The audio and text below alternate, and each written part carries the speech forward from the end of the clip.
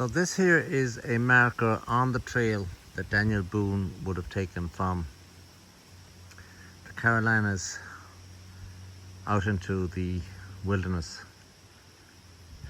what was then referred to as the Ohio territories, what today we might call Kentucky, and other places as well, but other places besides Kentucky made up the Ohio territories. Anyway, in the year 1763, King George III over in England, he made a proclamation that nobody was to go across the ridge of the Appalachians. And that was to prevent the colonies going westward, making them more difficult for him to govern, etc. That was the proclamation of 1763.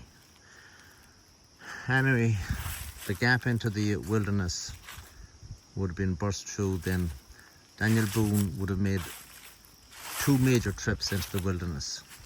So 6 years later, 1769, he would have gone through the only gap in this general area for a long way in the mountains. And that is the expedition where he lost his first son, 16 years old, James. He was killed by the natives.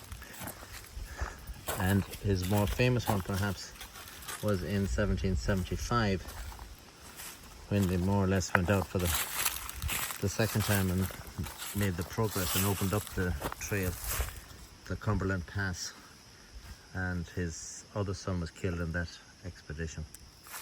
So he made 2 expeditions anyway. Through this pass in the mountains then, an estimated 300,000 Americans in the next 40 years would have crossed into the west through this Cumberland Gap right here.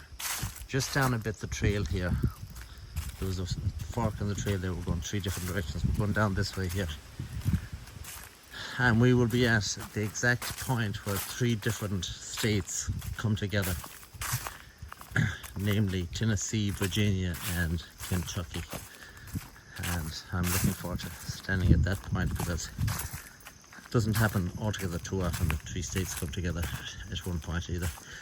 And a few days back, we were at the only place where 4 states come together, namely Arizona, New Mexico, Colorado, and Utah.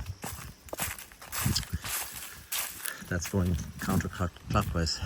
Anyway, they come together in a place out there called the Four Corners. And my oh my, what a desolate, windswept, barren, useless place that was as regards land anyway. So I'll continue on up this trail here.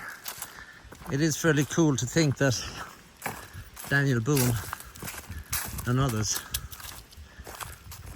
cut through the wilderness here almost 300 years ago.